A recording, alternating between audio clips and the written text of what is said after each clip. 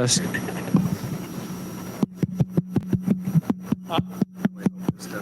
Yes, green.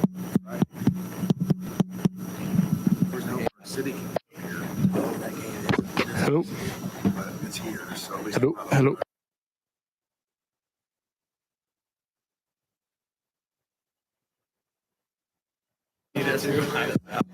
Focus. Is it me? No, I'm getting old. I turned.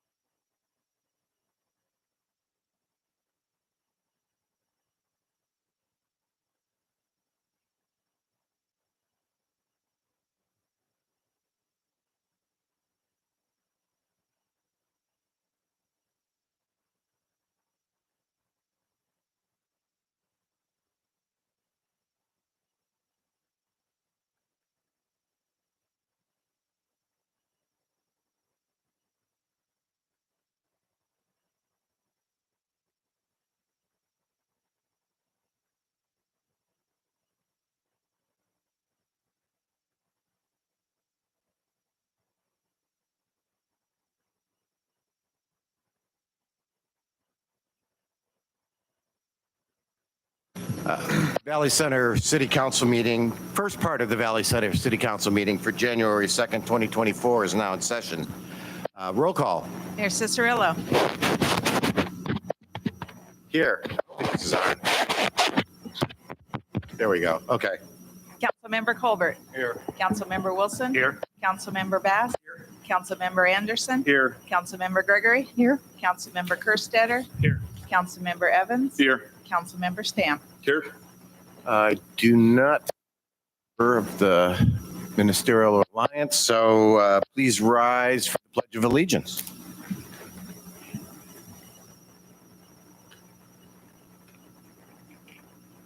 Pledge allegiance to the flag of the United States of America and to the republic for which it stands, one nation under God, indivisible, with liberty and justice for all.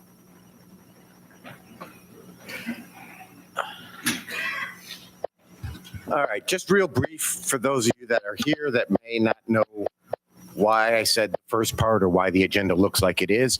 This is the meeting in which the governing body changes hands of anybody that has been reelected or newly elected to the council or the mayor. In this case, it would just be me that's going to be changing.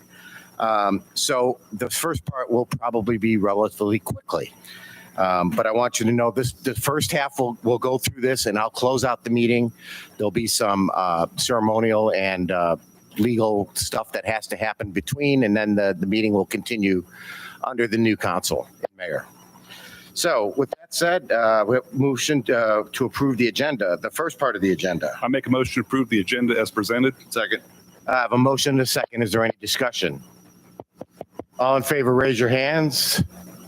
Motion carries. Thank you. Item 6, the administration agenda, council meeting minutes of December 19th, 2023.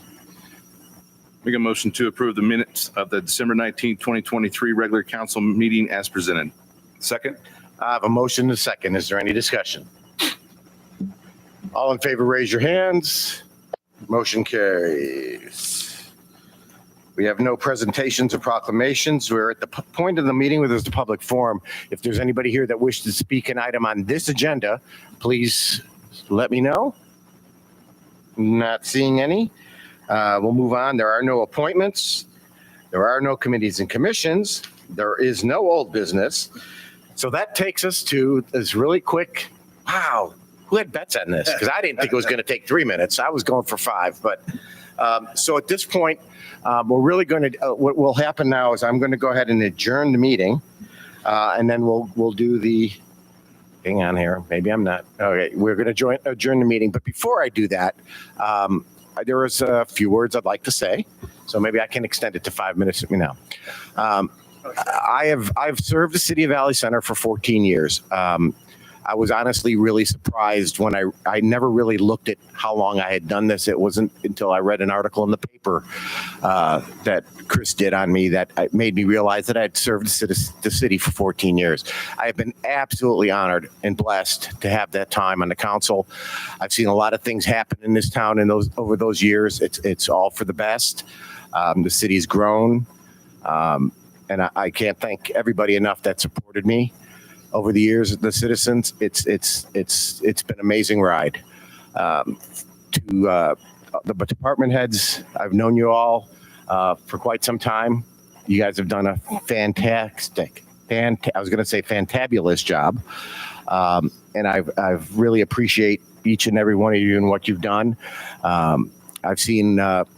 Basically, and don't take this the wrong way, Chief, but I've seen all of you pretty much change hands through the time here. I mean, I kid Neil all the time about this, that Neil's really the only department head that is still here since I took over. I don't count you because you weren't a department head at the time, but yeah, I've seen a lot of changes. I think we've got a great set of department heads. I think we've got a great set of associates that work for us that are committed to keeping the city running well. To my council members, first of all, Ron, thank you for being here. I appreciate it. I'm glad you're back. We've missed you, even though you were here on a computer. It's nice to see your face instead of the back of a monitor, because that's all I ever saw. So, but council, thank you so much. I really, really appreciated working with you guys. I know you're going to keep things moving along. But I honestly want to say thank you very much, and I will probably not be quiet as I leave, especially since Councilmember Wilson lives across the street from me, and I'm now an actual back to being a citizen. I can just complain to him all I want. So that'll teach you for letting me appoint you. But with that said, I want to just thank everybody, and it's been a great time. And with that said, I will call for a motion to adjourn. Second. I have a motion and a second to adjourn. All in favor, aye. Aye. Opposed, nay. Really? One of you could have said nay. Meeting adjourned. Thank you, everybody. So just hang out. We're going to move some stuff around.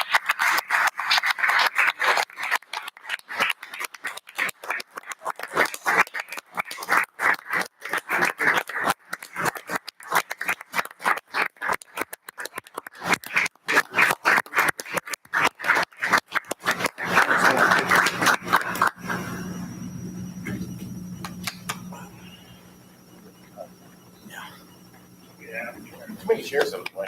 There's a whole lot of chairs up there.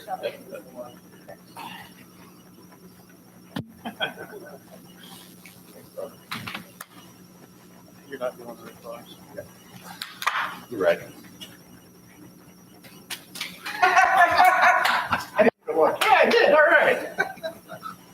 come down there, but I'll grab this. And then I'll come down.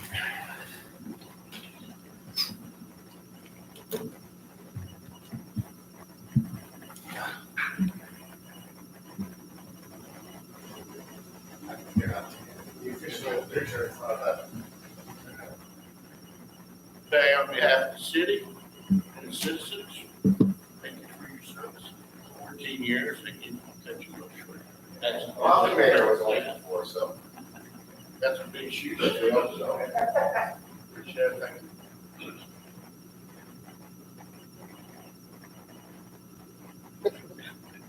Okay. He said, hey, wait, I had something for you. I want to present you With the key to the city.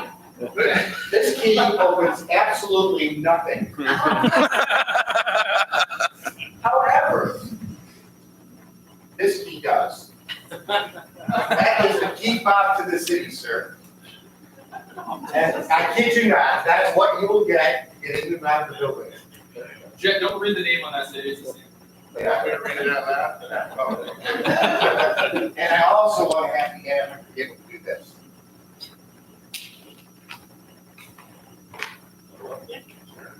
Good luck, sir. Thanks, everybody.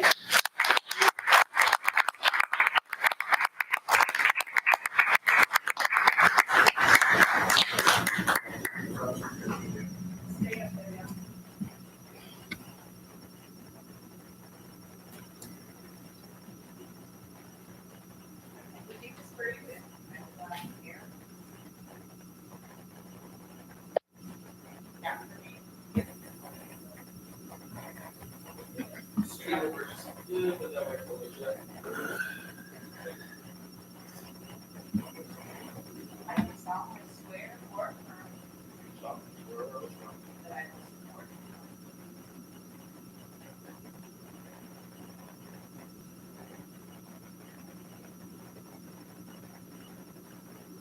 discharge the duties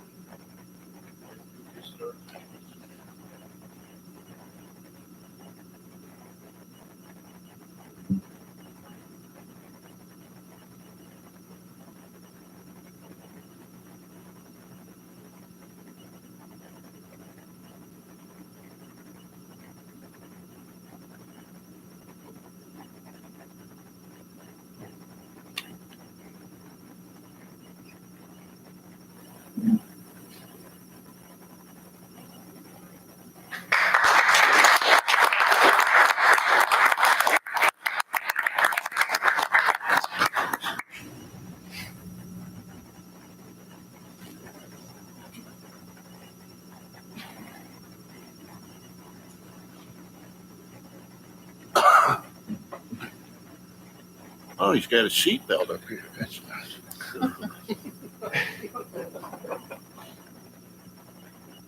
Okay, let's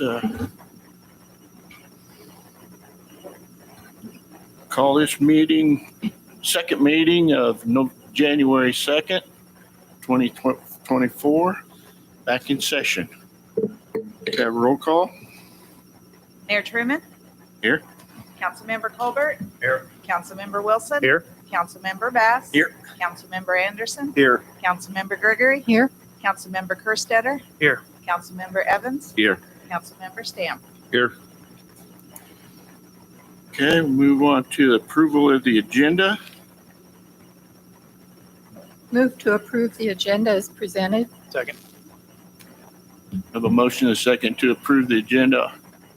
All in favor, say aye. Aye. All opposed, same sign. Thank you. Okay, we'll move on to new business. Designation of the account signers for Enterprise Bank,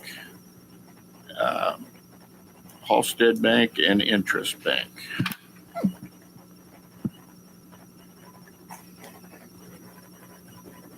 You need a Just still on. motion to- Oh, go ahead. Sorry. Good evening, Mayor and Council.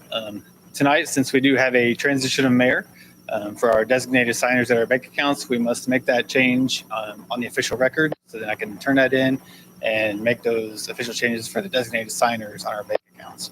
So how that works is our designated signers are the ones eligible to sign the checks that the city cuts every week to pay our various expenses. Those signers are always the mayor, the council president, the finance and administration director, myself, and our city treasurer. Since the only one changing tonight was the mayor, just make a recommendation to approve that change and remove Lou Cicerello from the designated bank accounts. So moved. Second. Have a motion and a second to approve the designated account signers. Any further discussion? All in favor of the motion, raise your hand. All opposed, same sign. Motion carried. Thank you very much. Moving on to approval of the PEC boundary update agreement. Mayor, Mr. Mayor, my name is David Shearer. And I request approval for agreement.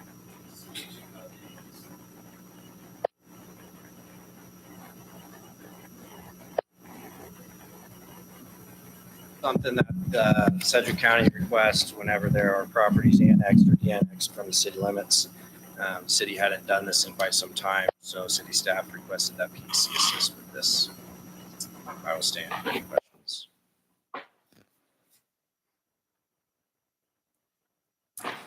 Motion to approve agreement with PEC to update 2023 boundary description in the amount not to exceed $4,000 and authorize mayor to sign. Second. Have a motion and a second to approve the PEC agreement. Any further discussion? Mayor. I do. Should it be 2024 and not 2023? It was requested in 23, so.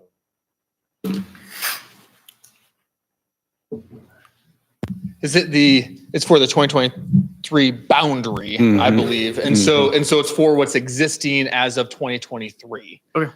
For the updates. And this actually is at the request of the county to have an updated boundary description with all the annexations that have voluntary annexations that have occurred. Okay, thanks. Any further discussion? All in favor of the motion, signify by raising your right hand. All opposed, same sign. Motion carried. Thank you. Moving on to item C, approval of the North Riverview at Fairfield final replat. Good evening. Happy New Year, everyone, and welcome, Mayor Truman. Look forward to working with you and continuing our fruitful relationship with City Council. Before you tonight is approval of the final replat for property just north of 61st Street and Fairfield Avenue. This is in the southern portion of the city.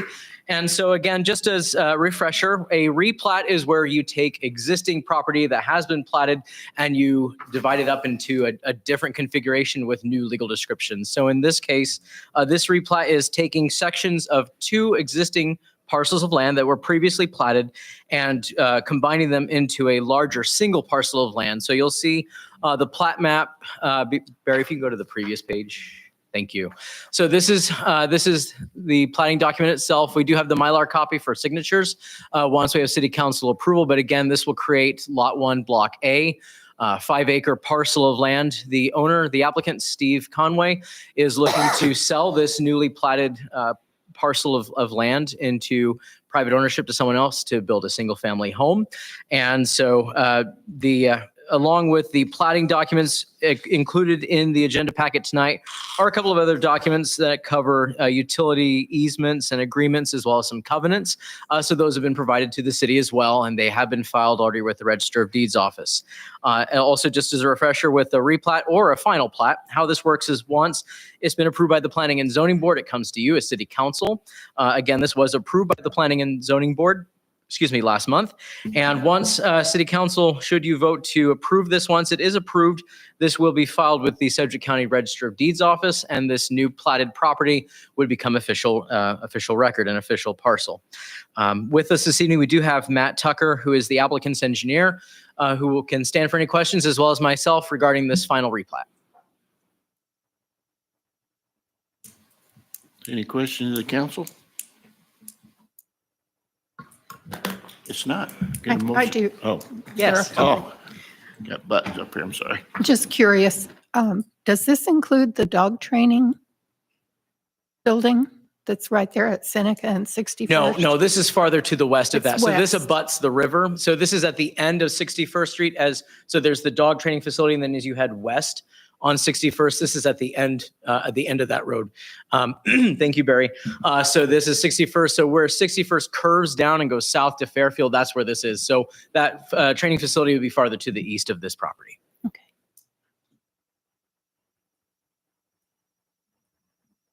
Motion to approve this final plat of North Riverview at Fairfield. Second. Well, Matt has a question. I would like the city to look again about vacating that part of this road right away that goes into the property where they've had that gate. I think that'd be beneficial to both parties, the city and Barry, can you pull up and open the map? I'm sorry, Matt, where are you referring to? it's the west end of 69th Street where it goes into these properties. 61st? Or 63rd Street, I'm sorry, 63rd Street North. So 63rd is north of this. This is, so 61st Street is here, and then 63rd 63rd Street. is north, yeah. Yeah, and it is, so the 63rd, that area is not included in this replat. I'd just like the city to look at that sometime about vacating that road. Because Steve owns Okay. all that property. Correct, That yes. affects him. I just want it brought up. Okay, to I appreciate the possibly look comment. at No, it. thank you, thank you. Okay, we have a motion. We have a second. Second. A motion and a second to approve the North Riverview at Fairfield final replat. Any further discussion? All in favor of the motion, ratify your right hand. All opposed, same sign. Motion carried. Thank you.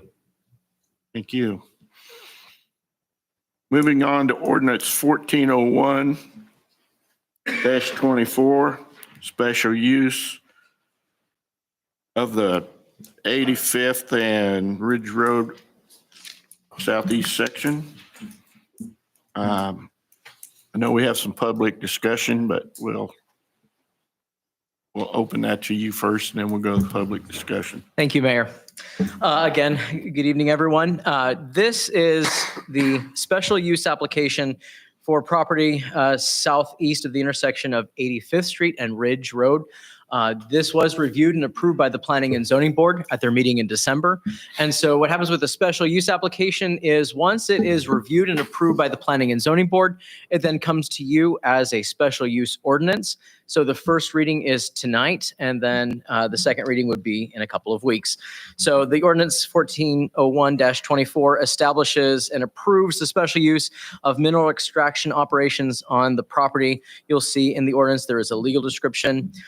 As most of you are aware, this has been reviewed. So just wanted to provide some brief history of how we got to where we are this evening. The applicants originally did request a voluntary annexation earlier in the fall of 2023. That annexation was approved by City Council after it had received approval from the Board of County Commissioners. They did not protest this, so it was approved by City Council. Following official annexation, the applicants then went through the rezoning process. And so that rezoning application was to change this property from RR1 suburban residential to A1 agricultural. That was reviewed and approved by both the Planning and Zoning Board and then by you as City Council earlier this year. In December of just last month, the Planning and Zoning Board did review the special use application, which under an A1 zoned property does allow for the commercial development of natural resources and extraction of raw materials. So where we are tonight is, again, the first reading of the special use application. And again, as part of the agenda packet, you do have a copy of my staff report. And I would like to spend a few minutes highlighting some of the issues that have been brought to staff's attention, namely traffic, noise and dust, groundwater contamination, and a decline in property values. And if you will bear with me, I would like to read this. There will be, as part of the site plans that were submitted by Baughman, by the applicant's engineer, turning deceleration lane will be added south of the entrance to the sand pit operation along Ridge Road.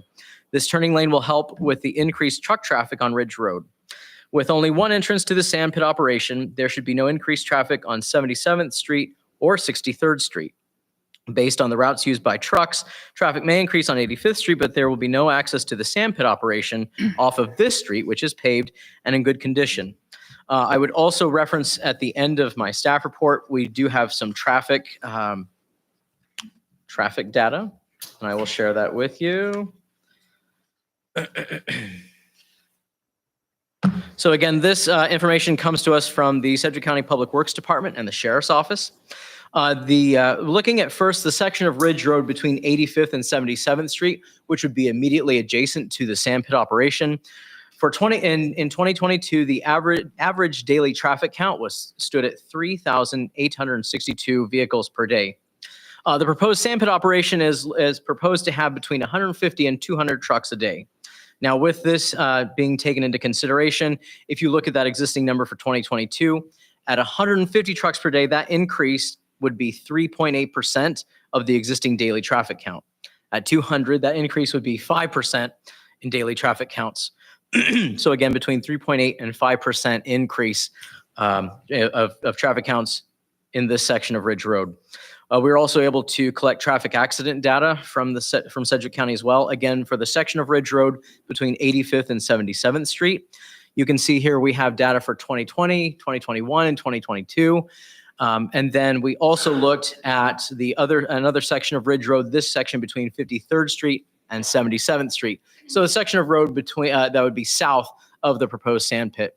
Again, looking at between 150 and 200 trucks per day, you would be looking at a potential increase between 3.5 and 4.7% increase in the daily traffic count. So again, yes, 150 to 200 vehicles is a lot, but if you look at it as a percentage, this isn't a significant impact on daily traffic counts. And then we do have traffic accident data for this section of Ridge Road for 2023.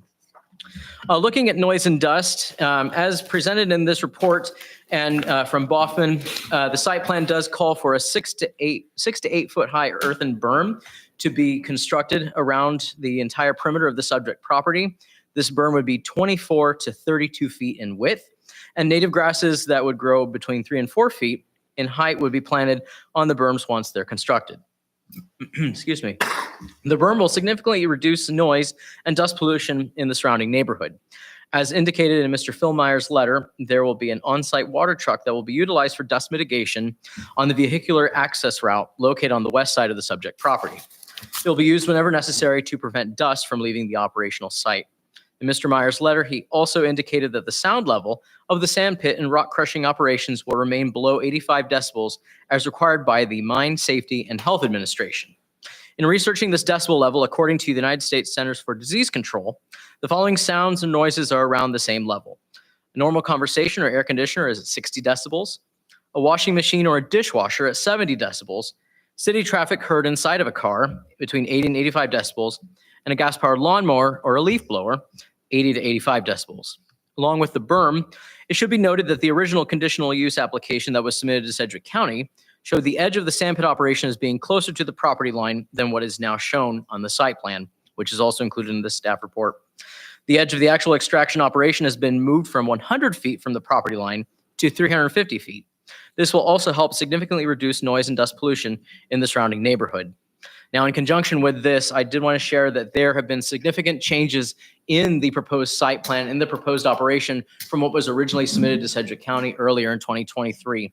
So along with the extraction area being moved back 350 feet, the area of extraction has been reduced from 236 acres to 173 acres. And the berms are proposed to be taller than what were originally proposed in the plan, and they will go around the entire operation, the entire perimeter of the property. Another area of concern that we have addressed is groundwater contamination. As noted in Mr. Meyer's letter, the proposed sand pit is estimated to be 35 to 50 feet deep. The sand pit will be self-contained, and no runoff within the site will be allowed to leave the site. If the special use application is approved, permits from the Groundwater Management District, Kansas Department of Health and Environment, and any other agency charged with managing groundwater resources will have to obtain prior to the commencement of the sand pit operation. During previous discussions, along with written protests received from surrounding property owners, there is a fear that residents' water wells will no longer be viable and residents will lose access to safe drinking water. City staff contacted the Sedgwick County Metropolitan Area Building and Construction Department, and spoke with Kelly Dixon, who serves as the codes and floodplain technician. Mr. Dixon was asked if he was aware of any wells going bad on property adjacent to existing sand pit operations in Sedgwick County due to groundwater contamination. Mr. Dixon's response was that he was unaware of any wells going bad on land adjacent to existing sand pit operations due to groundwater contamination in the county. Lastly, another area of concern is a decline in property values. Another common issue that has been heard during the review of this application is that the property values in the surrounding neighborhood will decline if the sand pit is approved. City staff researched other residential properties adjacent to existing sand pit operations in Sedgwick County and found that property values do not decrease for residential properties adjacent to sand pits. This report is attached to the end of the staff report. Property valuation numbers referenced in this report come from Sedgwick County tax records. So again, that is in the report as well, looking at a few different sand pits with existing residential properties next to them. And they clearly show that property values in the past decade have indeed not declined, but they have increased in valuation. I would also note that with us this evening, we do have Mr. Phil Meyer, who is with Baughman and has generated the report that was included with my staff report. What you see now are the maps and the valuation of these properties, as well as representation from the Central Sand Company. Both of them would be more than happy to answer any questions you may have as well. But again, this has been reviewed and approved by the Planning and Zoning Board. I stand ready to answer any questions you may have, as well as Mr. Meyer, regarding this application. Again, this is the first reading. The official public hearing was held during the December Planning and Zoning Board meeting. Everyone that wished to speak on this did have an opportunity to speak during that. I would also note in the audience is Mr. Gary Jansen, who serves as our Planning and Zoning Board chairperson. And I'm sure he'd be more than happy to answer any questions that you may have of him as well. Thank you. Any questions? I do, but I'd like to wait for the public. Oh, okay. All right. Okay. All right.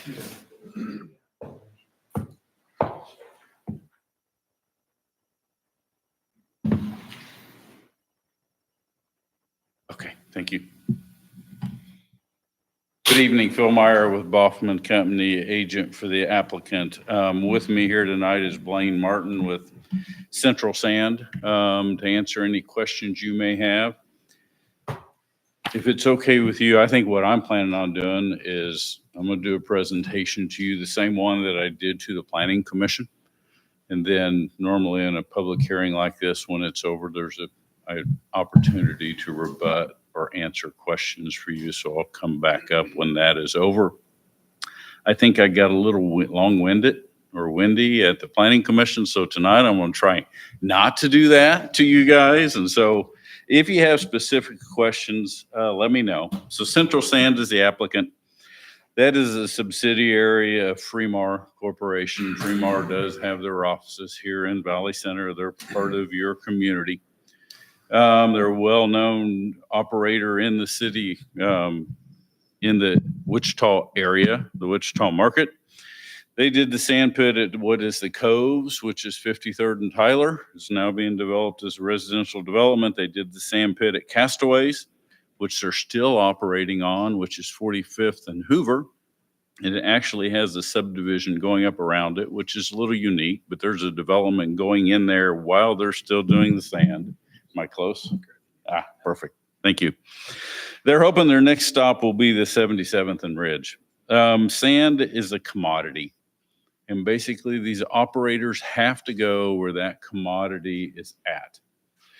And I can come back and do this later if you have questions, but at Planning Commission, I talked about start at 47th and 235 and just drive up 235 and think about all the sand pits you've seen. Then you drive up and down 53rd Street, and that's what I've called Sand Pit Row. We're pretty well maxed out on 53rd Street. The next location, in my opinion, they're going to go is up and down Ridge Road because the sand is to the north and west of where those sand pits were on 53rd Street. Ridge Road is the one road that is set for the type of traffic that it takes. So that's just a logical, and you've already seen sand pits. This is not the first sand pit on Ridge Road, and it will not be the last one that people tried to do. So one of the biggest issues with this case that we've run into is concerns about the groundwater. And there was, and groundwater is a very important subject, not making light of that. There was a study done in 2007 by the Kansas Geological Society.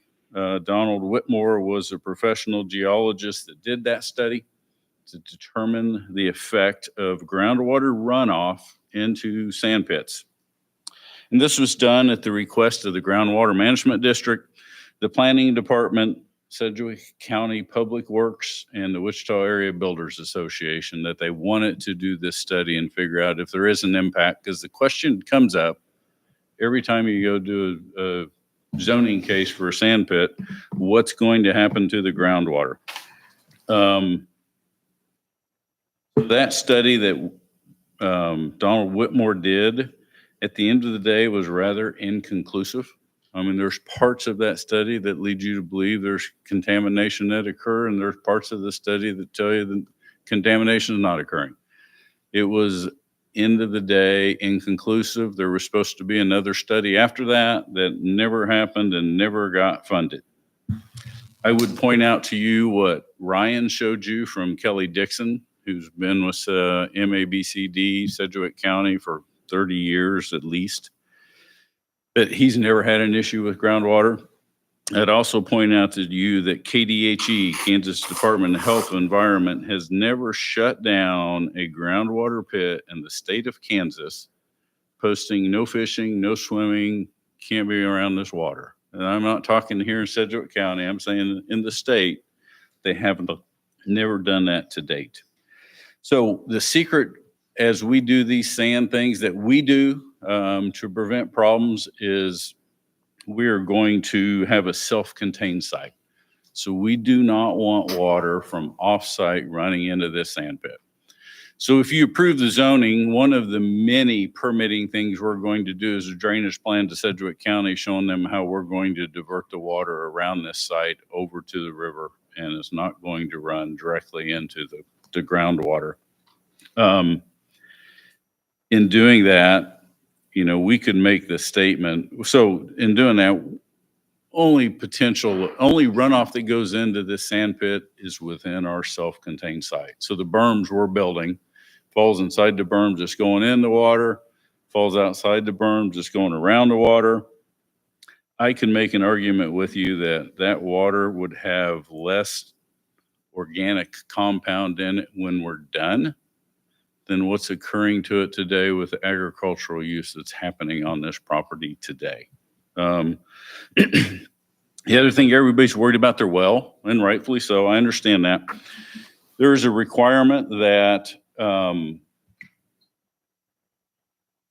groundwater has to be 330 foot away from any existing well that's out there today. And so one of the revisions we made in the site plan, and this site plan is different than what we took to Sedgwick County. We have a 350-foot separation on this property today. So we're going to exceed that 330 that the state requires from water wells. The other part of this operation that is important to the industry is a rock crusher. That rock crusher is a recycling process. So most of the communities, Wichita and surrounding communities, used crushed concrete or recycled asphalt for a base for the arterial roads. In your Meridian, when you just redid the street, you did the same thing as the base for that. And these rock crushers are what is creating the base that most of the arterial streets, all in Wichita, most of the arterial streets in the surrounding communities are also using that same base. So this rock crusher is a recycling operation. Trucks come in with a load of concrete or asphalt or something, we'll dump that, then they'll go load up with sand, they'll go back to their project site. I think Blaine stated at your planning commission that probably 25 to 30% of the trucks that show up have that material in it. I gave them a higher number. I told them 65, 70, but he corrected that and said 25 to 30% of the trucks that show up to the site will have material in it to be crushed. It will dump that, then it'll go load up with sand, and it will leave. So that's just an operation that the community needs. And when I say that, all of Sedgwick County is the community that uses that recycling operation. We can go, if you have specific questions about how often we do that, be glad to answer those for you. We are offering the berm all the way around the property. That was a little bit of a change from the first application that we did in Sedgwick County, but we are offering the berm along Ridge Road, along 85th, along the east property line, along the south property line. So the berm's existing all the way around it, 6 to 8 foot tall with the native grasses planted on top of that. Each phase, well, I'll go over permitting real quick, then we'll run through the slides. So this is the first step. Our next step after this is to go to Kansas Department of Agriculture, specifically DWR, and ask for permission to do a sand operation. First thing you do in filling that out is, are you zoned properly? So this is always the first step that we have to do. And then with that, we're going to go to the state of Kansas, KDA, for a sand pit permit operation. We're going to go to KDA, sorry, and get a permit for reclamation of the sand pit, which this will require us to post a bond. That bond is in place that if we don't reseed or don't correct the sides of this sand pit when we're done, they will cash that bond and use that bond to do that work for us. We will go to KDHE Bureau of Air to get our permit for the rock crusher operation that's going to happen. We will bill federally, we will bill dealing with the MSHA, which is Mine Safety and Health Administration. They will issue us a mining license before any truck can leave the site with sand, before we can really start the operation. We've got to have the operation ready to go. Before a truck leaves, they come out and do their first inspection.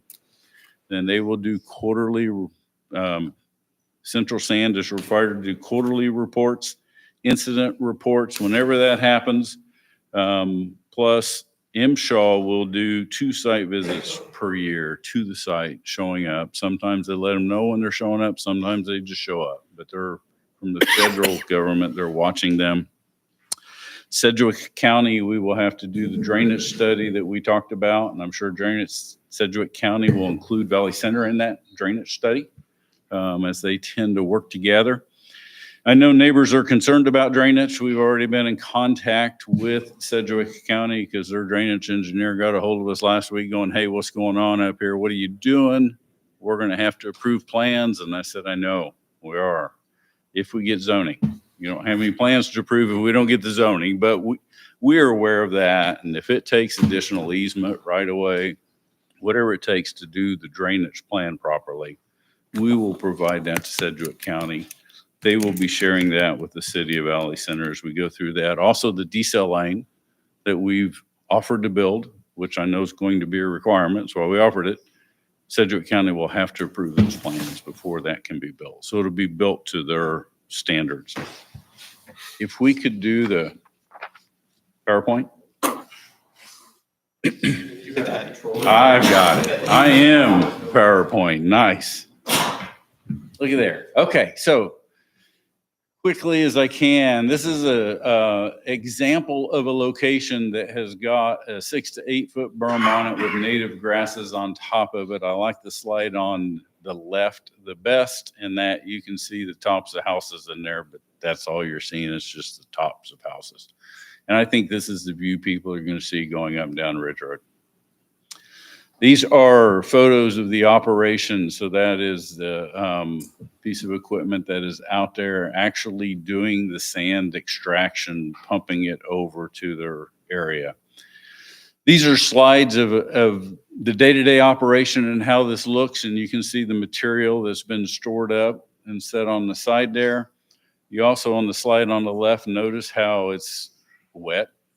And then the slide on the right, you can tell how it's kind of wet back there where the station is.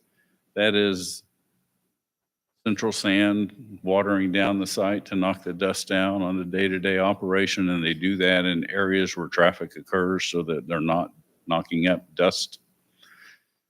These are just standard sites. The one on the right is recycle. Material has been hauled in there waiting, and then they're going to crush that. We're only going to do that 4 to 6 times a year for about a week each time, 3 to 5 days.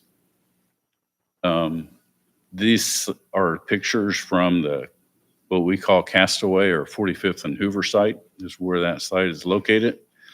You notice none of those sand pits have berms around them as they weren't required as part of it. This is the rock crusher. So this one I'd like to use to try to explain how this happens, because we don't just go out there and open up 127 acres of sand all at once. This is the Coves, which was at 53rd and Tyler. And I can't read the red any better this time than the last, but the middle slide on the top's 2011, where they first opened the sand pit operation up. Then in 2014, you can see how it's expanded just a little each time. One on the bottom left, and then the final configuration on the bottom right. And you'll notice that they just brought it up little by little. When they're done with an area, they will do reclamation on that and get the grass growing back on it, get the side slopes set. Reclamation on areas when they keep going to the west there, then they would wait till the appropriate time to do the reclamation on that. So this is the application in front of you today. The phase 1 is the south portion. That is 72 acres of sand extraction. We're guessing that's going to take 15 years, 15 to 20 is what I wrote in the letter to you. That is all economy driven. So the last 4 years, we would be going through a lot of sand on a site like this. And then you go through the recession of 09 to 13, and there wasn't a lot of sand being extracted. And it's just purely economy driven. But with this, we are building the berm at least around the east, south, west side, a little bit of one on the north side right along Ridge, and then a diversion ditch that will be built on the north end. Then phase 2 of this operation, whenever we're done with phase 1, completes the sand extraction for the area. And that puts us at a total, sorry, I should know this number as long as I've done this, 173 acres of sand extraction when we do the north part. The operation of the sand pit never changes at that time. That little barge that you saw floating out in the water just floats north, but the operation itself stays there along Ridge Road as we've shown at that location. So once we go in there, set that up with the scales, set that up with the areas where we're going to stockpile the commodities, then it stays that way. One of the last things that gets done on this, you can see the rock crusher at the south end of that. That would be the last little bit that we do a sand extraction on, but we would remove the rock crusher at the end and finish the final touches to the sand pit. This is a redevelopment plan, one option. We're 30 years, 35 years out from that happening. So it could change subject to how development's changed over the last 35 years, how the city of Valley Center subdivision regulations changed. A lot of things will have variables on that, but normally when you do one of these, you're trying to show this is redevelopable. Part of the reason we have that 350-foot width, it helps a lot with existing wells on neighboring property. 2, it gives us the potential to redevelop this, which has been very, very popular with sand pits over the last 50 years. So with that, Blaine's here to answer any operational questions. I'm here to answer any zoning or technical questions you have on the sand pit operation. And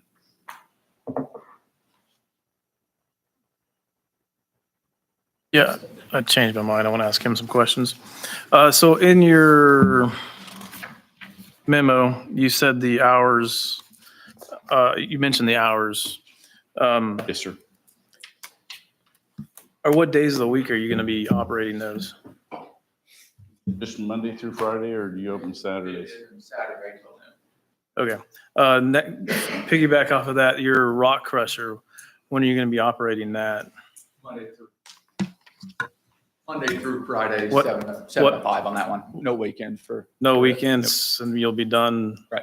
Yep. Okay, because you should be aware that we have an ordinance for sound, for noise, just to. Yeah, right. Okay. Right, yeah, none on the weekends. Okay, well, you should probably look at the ordinance.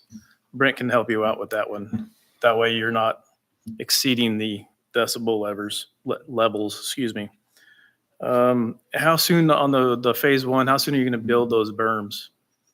Is it going to be, Before sand extraction would start. okay. Yeah. And I assume that you're going to get all the dirt from the site. Correct. Okay. That's all. Thank you.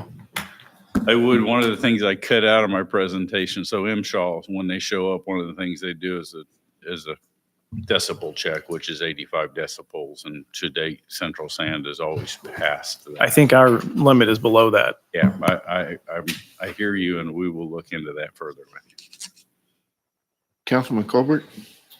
Yeah, I got a few questions. In reference to your vehicles, you say you're going to have 100 to 200 trucks in there?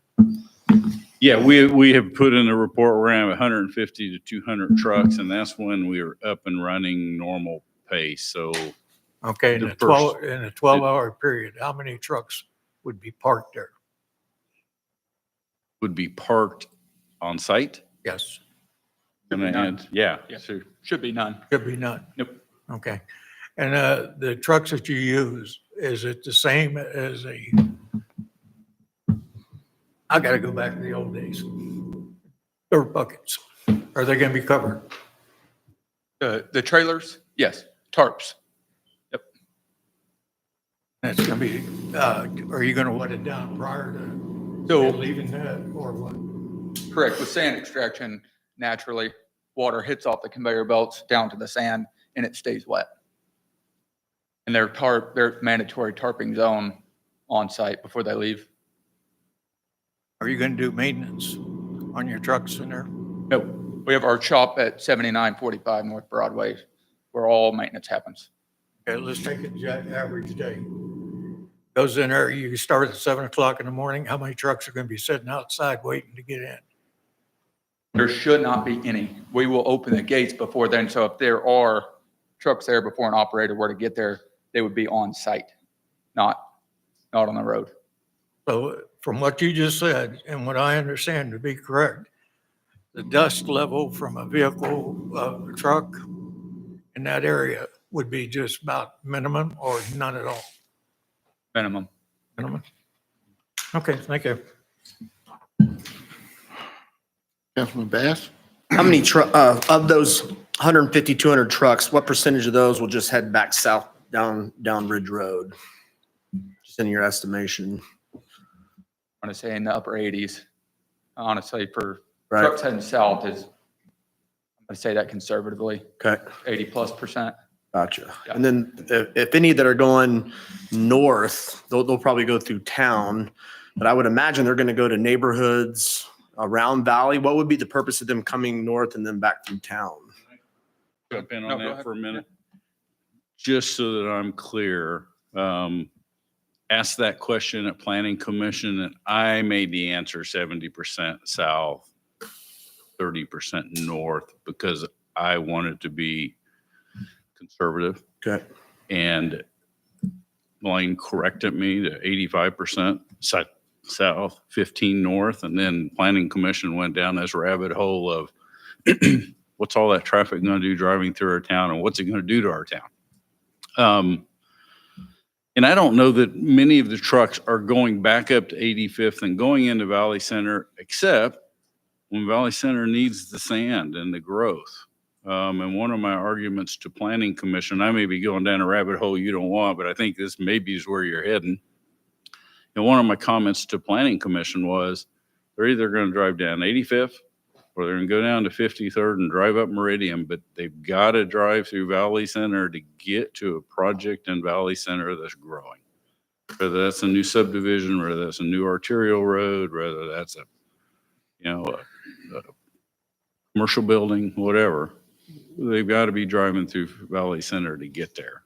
That will be a slow, gradual growth that you can plan for and you can correct issues with as that growth occurs.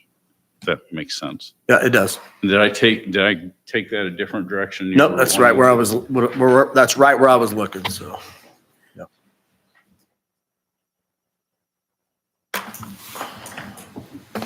Anyone else? I have a couple questions. First thing I want to point out is we've talked about being below 85 decibels, and we had examples here, air conditioner, washing machine, et cetera. But at the same time, a washing machine lasts an hour and a half, 2 hours. A lawnmower, mowing your lawn, depending on what you're doing, could only last about an hour and a half or so. We're looking at where we're going to be working the rock crusher from 7 a.m. to 6 p.m. regular basis, correct? And the only reason I say 6 to no 8 is times that a year, rock okay. crusher is going to operate four to 6 times a year. So, and again, I'm being concerned. I'm a time frame for that? Less than a week, so 3 to 5 days when it runs. The other question I had was, it talked about groundwater contamination, and it said that he was unaware of any wells going bad on land. If we have the pool of water that's there, and you have underground water, isn't there a potential to mix? I'm going to have you ask me that question again, if you would. So I'm going to try to got make my sure I can say it correctly. If you have the water basin that you're looking at up there, Yep. and then we have underground water, isn't there a potential for that to mix? Yes, sir. It's groundwater. Okay. Yes. Okay, thank So you. It's going to flow to the southeast. So in my opinion, any wells to the north or west are not the conversation we're having. It's the wells to the south and east. The question comes down to, did we create that contamination, or is that contamination? So if that contamination happens offsite, it's going to roll into our sand pit. That logic. If we divert all the water that's flowing across that field today around the site, then it's self-contained within us. And could we have a hydraulic hose break? Yes. And what do we do when that happens? We remediate that right away. We get a hold of MSHA. We go through the plans. It's the incident report we mentioned. And they know how to handle that operation when that happens. So I think what we were trying to say earlier is in Sedgwick County, there has not been any noted contamination of private drinking water as a result of a sand pit. Does that answer your question? Thank you, sir. So Get the your broke noise in. one, I'd also point out, that 6 to 8 foot berm and the native grasses on top of it is going to do a lot to knock down noise from people that are standing on the other side of that berm in their front or rear yards. Up and it's going over the top. So I do not know what the decibel level is going to be outside of that berm, but it's going to be less than it is when we're testing inside and we have to be under 85% inside. MSHA regulation on 85 decibels within 100 feet. We're going to be plus 350 foot from any dwelling, streets. So it's 85 or less within 100 feet. Yep. Are you going to do any groundwater testing before you do any part of your process? You have to go to, I forgot the water people that you got to talk to. Do you have to do any groundwater testing to just see what's there? DWR, I don't think they require. I don't know if they require an actual test before you start. Would you consider it? Yes. Okay, just peace of mind. It wouldn't be hard to do with the wells on site. No, I agree. It would peace of mind for at least me. As long as it's to the EPA drinking water standards or testing. So, yeah, and the test earlier that we talked about that Whitmore did, or the study, the groundwater organic compounds was always below allowed. And Right. every test he ran, that every one of them was below what was required. Okay. Anybody else? All right. Well, we thank you. I don't have any other questions Thank you. right now. We're going to open this up to the public now because I know we have some people that want to talk. Try to keep each person to 3 minutes, please. And if somebody before you mentions what you've got your concerns, please just pass and let the next person. So we're not here till midnight, but we'll be here as long as you want us to be. So who wants to start?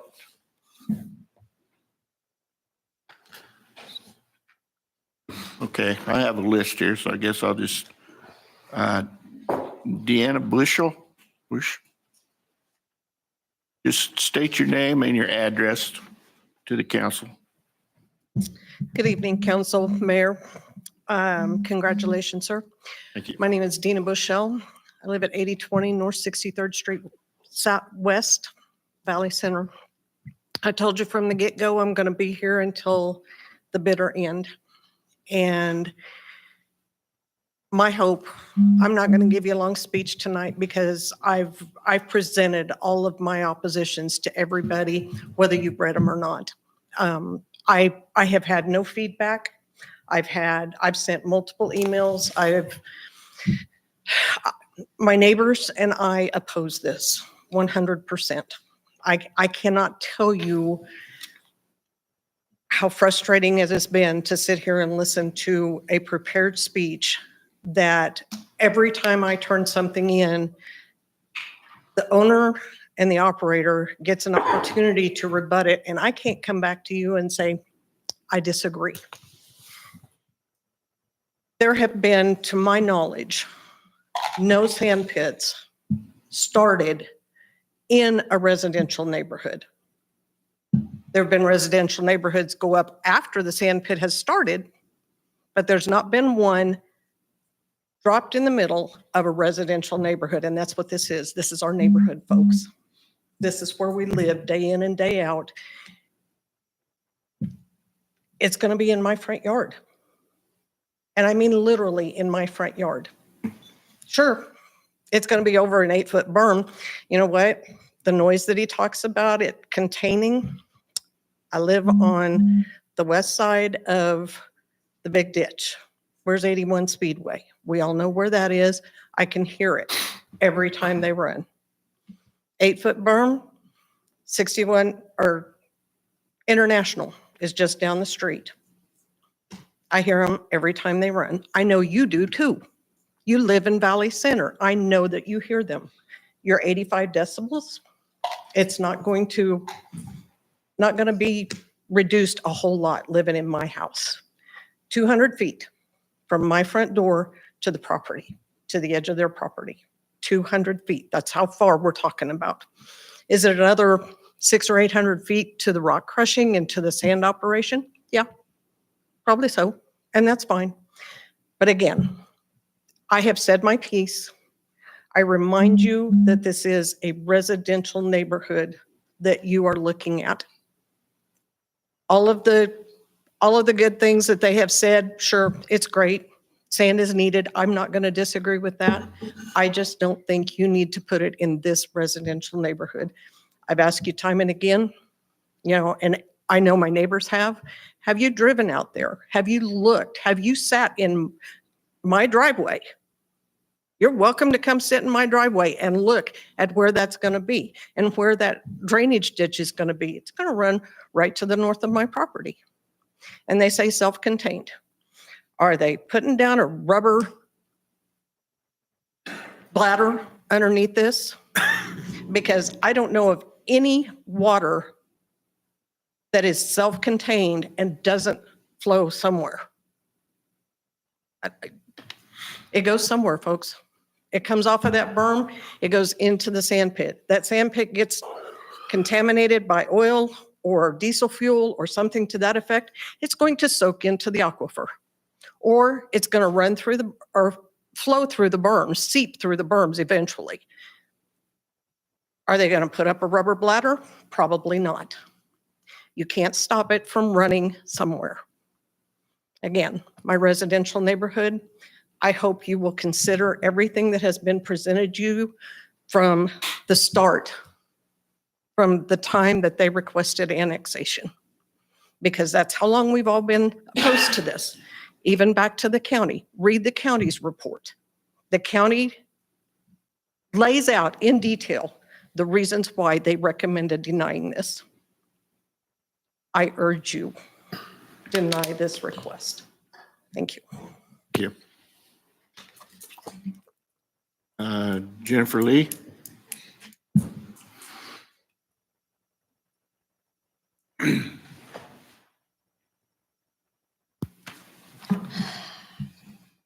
I would like to say good evening and be positive, but I am going to start off by saying let's let this exercise in futility begin. Excuse me, can we get your name and address, Oh, I'm sorry. please? Jennifer Lee, 5335 West 81st Street North, Valley Center. So far, you have ignored experts, ignored science, ignored your governmental peers, and ignored the health and safety of your constituents for the greed of the property owners, Central Sand, and then the city. Greed is the core element in this proposal. This is the third time in 30 years that they have tried to put a sand pit in this location. If greed wasn't the core element and they were concerned about their fellow human beings, owners of the property could have sold the property to a developer and still have bargained for the water rights without having a sand pit on the property. You think you have vision, but unfortunately you are wearing blinders, seemingly provided for you by the city staff, Central Sand, and the property owners. These people will move on from this in the near future and will not have to deal with the repercussions. You as the city council will force future city government officials to clean up your mess. And in a twisted irony, you will use our taxpayer money to pay for court and lawyer costs to fight our opposition. You are aware of our concerns, but have done very little to mitigate our very real and evidence-based fears. No offers to have our water routinely tested, which Central Sand should pay for. No offers to set up a committee, including affected residents, to plan to get water to us. No substantial penalties for the sand pit rock crushing operators when they exceed noise levels that the city should regularly monitor. Frankly, it is embarrassing that you fell for this scheme so easily. After failing twice with multiple Sedgwick County entities, the landowners and the sand pit company thought that they could get this by a smaller group who haven't had to deal with sand pits before, and you fell for it. Haven't you asked yourselves, why would the other government entities turn down a sand pit in this location multiple times? You've been given opinions, excuse me, and half-truths by Phil Meyer, the city administrator and the planning, I said the planning commission clerk, but it's actually city staff. Here are the facts. I can sit on my porch and hear International Raceway over 4 miles away. The cars are 10 to 20 decibels louder than a front-end loader and have to travel the 4-mile distance through trees over a 20 feet tall berms on each side of the Arkansas River and 20 feet tall berms on either side of the big ditch. The 6 to 8 foot tall berms around the sand pit will do nothing to quiet the noise. It is ludicrous to say and believe otherwise. Meyer said that none of the equipment, and I believe he said this at the planning commission meeting, will be louder than 80 decibels. My information is from OSHA. Are you going to question their integrity and their data? The city staff tried to compare the noise level of a push mower, which is 70 to 80 decibels, to a rock crushing machine, which is 80 to 112 decibels. The decibel levels on every piece of equipment used in that operation could be louder than the 80 decibel Valley Center limit and will be constant over years, not temporary noise. Again, this comes from OSHA. Also, Mr. Myers said that the natural filters of the soil, clay, and sand between the sand pit, rock crushing operation and the wells would filter out contaminants. That's not true. According to the USDA NRC Soil Quality Institute, once that protective layer has been removed, there is no protection or filter for the water. It cannot be reversed. And to your question earlier, it is the same water. It's all groundwater. We are all trying to get to the same water.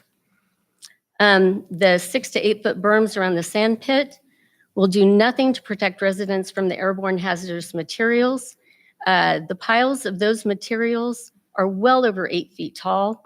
Watering down the roads will have no effect on the piles of materials because, and correct me if I'm wrong, the material is sold by weight. So you're not going to water down the material that you're selling because that's going to add to the weight. The wind will pick up those materials as well as the materials that are brought in to be crushed, and those will carry over the berms and into the surrounding area. The homes that were developed on phase 1 of the Castaway development, Mr. Meyer mentioned, he said they were being developed on phase 1 while phase 2 was being mined. That can only happen if water and sewer services are extended over the river, through private property, and over the big ditch. You cannot have septic tanks or lagoons on the size lots they propose per Sedgwick County Code. And then the Castaway development, we talked about how it's being developed while operating as a sand pit. They are on Wichita City water and sewer, and people buying houses there know that they will be living on an operating sand pit. It will not be forced on them after they buy. And then you've talked about expanding the city limits. What do your actions say? Sorry, I dropped a pen. What do your actions say to the homeowners that you want to annex in the future? This is the message you are sending. Thank you. We want you to be part of Valley Center, a city that puts the wants of 2 property owners over the health and safety of our current residents. We will change the rules to benefit businesses over residents. We will allow your water to be poisoned, charge you for fixing it, but it will take a couple years. You are too far away to provide other services, and we don't want to take care of the roads, so we won't annex properties next to the roads. Welcome. This is a potential public relations and image nightmare for the city of Valley Center. Your actions to approve this scheme have been a dereliction of your duties as public servants. I urge you to redeem yourselves in the eyes of your citizens and those depending on you to protect their health, safety, and quality of life and deny this scheme. I hope this angers you, makes you feel misunderstood and helpless to change people's minds. It will give you a small taste of how we feel. Thank you. Thank you.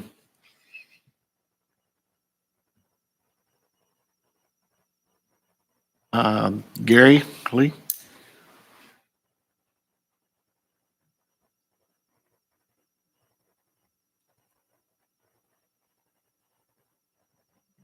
Gary Lee, 5335 West 81st Street North, Valley Center, Kansas. I've talked to you about groundwater, my concerns about groundwater contamination and the additional cost of getting services over there before. So I'm not going to do that tonight. And I'm not the professional salesman that you've heard so far speak. What may or may not happen is groundwater contamination. The housing development may or may not happen. What hasn't been mentioned tonight, but has been mentioned in the past, is the Valley Center's access to the water rights. That may or may not happen. And water and sewer may not be extended west of the river. Those things may or may not happen. Those are all opinion and all speculation. What will happen, and if just 10% of the trucks come through Valley Center going further east, farther north, just taking a different route than going clear down to 53rd Street, that could be potentially 20 trucks. And if we double that up to 20%, as has been mentioned, that's 40 trucks going through Valley Center, through your truck route, down Ash, over to Main Street. That's a real safety concern for everyone in Valley Center. That's a real concern concerning road maintenance. Two other things that will happen. The quality of life for the people, all those houses around there will be ruined. Another thing that will happen, property values have gone up everywhere in 10 years. It doesn't matter where you're at. They've gone up. I can't think of anyone that's gone down. But the resale value for every home that's around there for the next 30 years, that will be hurt. They will not be able to resell their homes for what they can sell before with or without a sand pit. What will not happen is not a single home will be built during the operation of that unless the Valley Center pays this. I mean, it costs $9.5 to $10 million to get water and sewer over there. So that's all I want to say. What will happen, quality of life will be ruined for everyone that lives around there. Property resale values will be ruined. The road and safety, those are legitimate concerns. Everything else is just speculation and opinion, and it may or may not happen. So for everyone living around there, I urge you to vote no. Thank you. Thank you. Chris McLeland. Good evening, Mr. Mayor. My name is Chris McElgan. I represent many of the landowners that are before you tonight, and I have the privilege of representing them and privilege of coming in before you several times. I'm kind of like the bad penny. I keep on showing up, and I appreciate the opportunity, and I appreciate Mr. Mayor allowing us a little flexibility on the 3-minute rule, because this is very important. And I wanted to just kind of take a step back, because I've been involved since the annexation 90 days ago up to today. And we hear a lot of information, and we provided you folks. Hopefully you got it in the email. You'll have a chance to look at what we submitted if you haven't already along the way to the Planning Commission between now and the final reading, because I expect we're going to talk about this further and probably even after that. But let's take a step back. You all had great questions, and we have a lot of information. My good friend, Mr. Myers, giving you a lot of good information. My folks, my clients have provided good information to you. You got to expect, they're lay people. They don't have the money to hire somebody as good as Mr. Myers. So please give them the credit that's due and consider the information they provided you. But given all of the information, it's interesting. It's like a bathing suit contest. It's interesting for what it shows, but it's really important for what it doesn't show. And those are the questions that you need to ask. Mr. Colbert, you asked questions about when are these trucks going to run? Because we have the information about a 3.5% in daily truck traffic. What you got to remember, all of that truck traffic is going to happen in the 8 hours of operation, not within a 24-hour traffic count. So you have that problem. Right? And you have a problem is the nature and extent of that operation is different than normal family vehicles. So the impact is greater than what's not disclosed. That's not disclosed. A good example is another thing is the decibels. You have no idea when this equipment's going to be operating. We don't know what equipment's going to be operating because not everything's going to come true. No matter what you're told by the applicant, not everything's going to come true. So there are all that different information that raises as much questions as they answer. The interesting anecdotal information from staff about what the Sedgwick County folks told them about pollution or spoliation of a private well. But what wasn't asked and what wasn't talked about is name another sand pit development. This is a strip mine.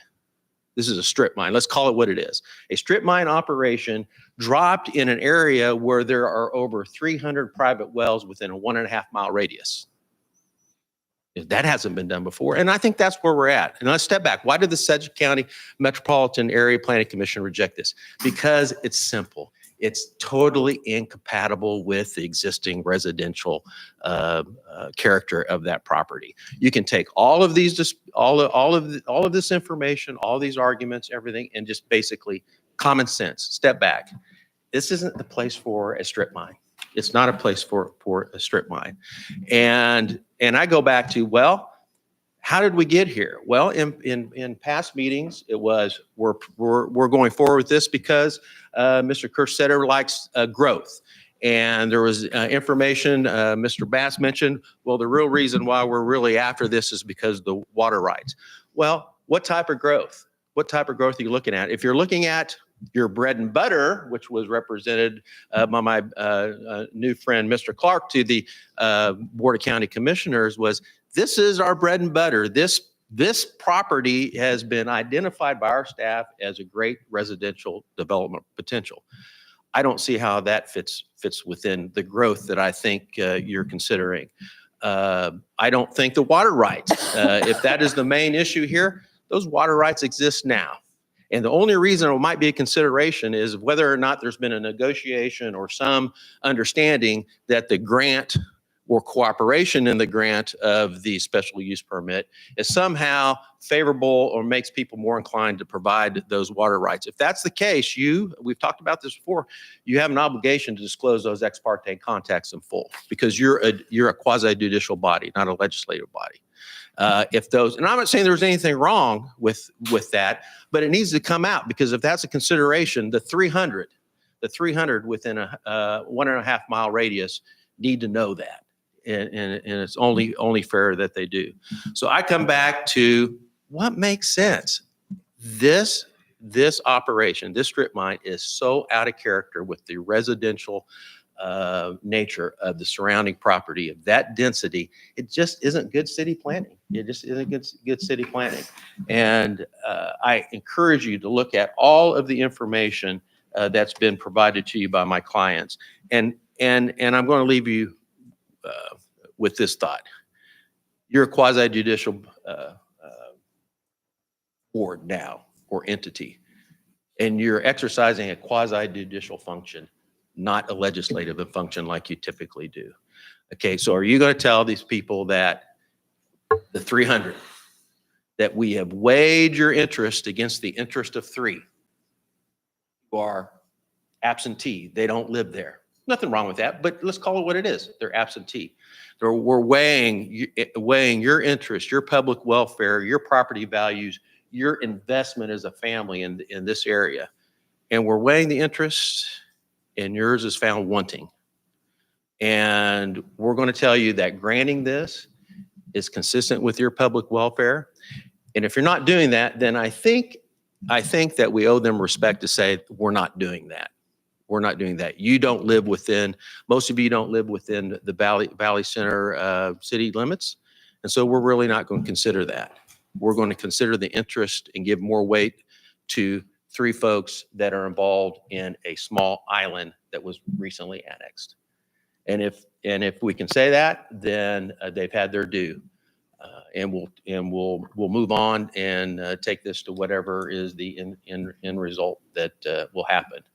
But again, please, I really ask you to fairly consider the welfare of these folks and balance it against the interest of 3 and give it a fair hearing, a fair consideration of the public welfare as it relates to those folks, because they live there.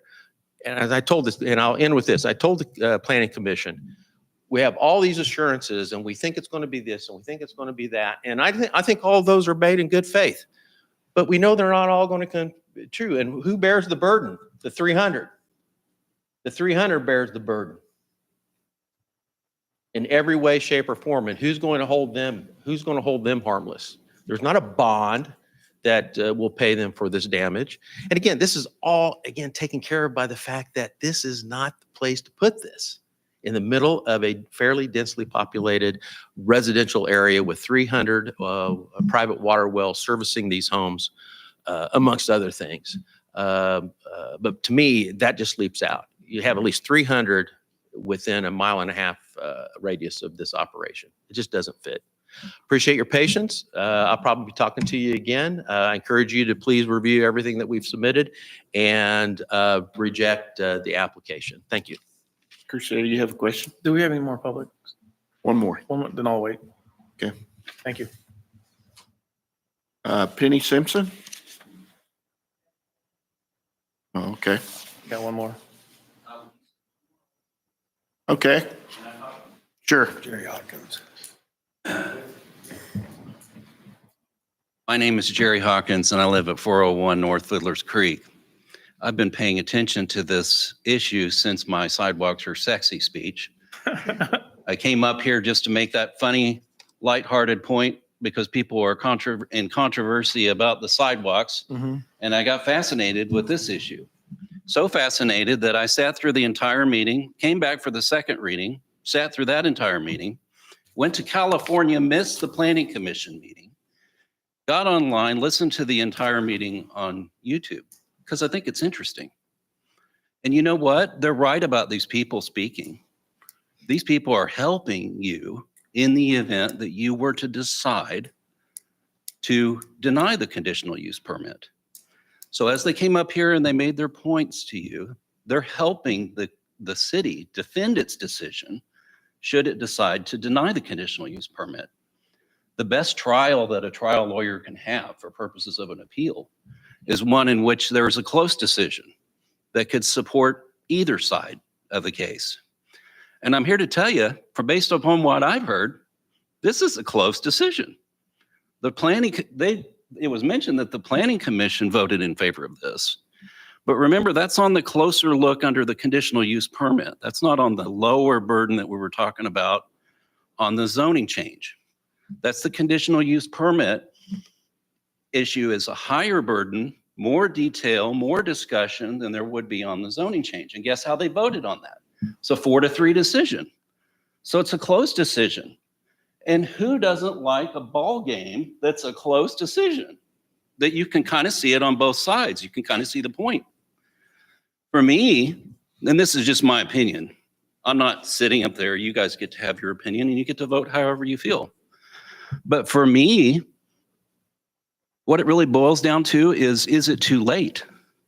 How many more houses would it require for, in my mind, Jerry Hawkins' mind, or in Ron Colbert's mind, or in Robert Wilson's mind, or in Clint Bass's mind? How many more houses would you need before you would say it's too late? If there's fewer houses, maybe it weighs differently than if there's a lot of houses. And then this drops in. There's no question that there's sand out there.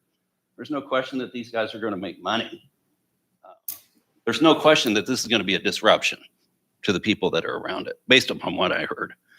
People complain online when there's construction on 77th Street, and that's just for a few months. What are these people going to think when they have to deal with this for 12 or 15 years, plus another 12 to 15 years? It's a close decision, right? And what I heard when I came and did my sidewalks are sexy speech, and you would think if a guy that thinks sidewalks are sexy is going to also like sand. I realize the connection between sand and sidewalks, but I also understand there's other places to get sand. But what I heard Mayor Cicerillo say after Brent made his points about the potential for water rights and so forth at the first meeting, that the city was considering this for the potential of getting water rights. And so I thought, well, that affects me. That affects Jerry Hawkins and my grandchildren. So I ought to hear more about these so-called water rights. Is this really a benefit that I would want?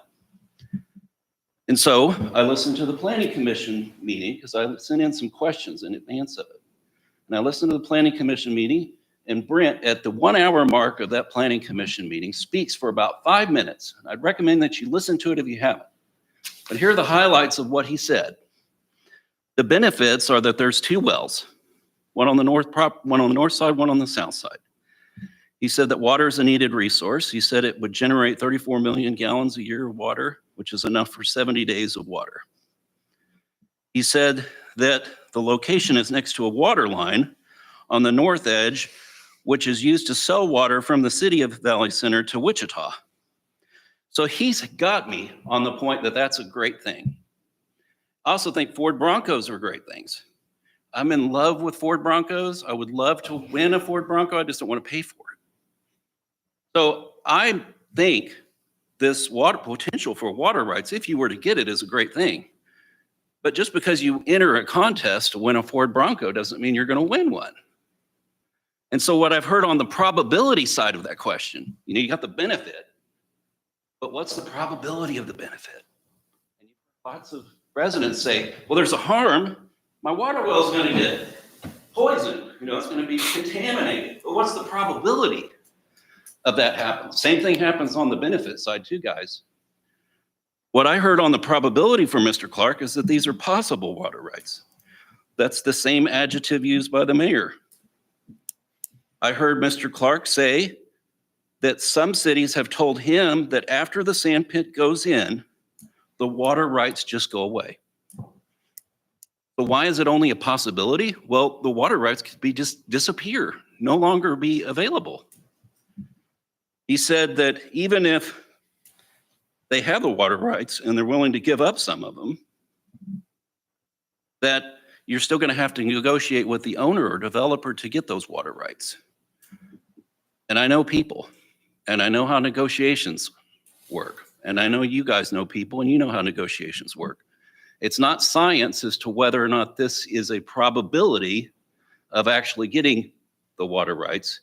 It depends on people, the decisions of the people that are involved in the negotiations, and whether, they're willing to give up something or not. Finally, and I think the chairman drew this out of Mr. Clark, he asked him if those water rights would exist if the special use permit is denied. In other words, aren't they available right now to negotiate with the city? And he said, yes, they are. So I was interested in the public benefit. I sat behind somebody who just got up and spoke and said, don't trade me for the benefit of the public.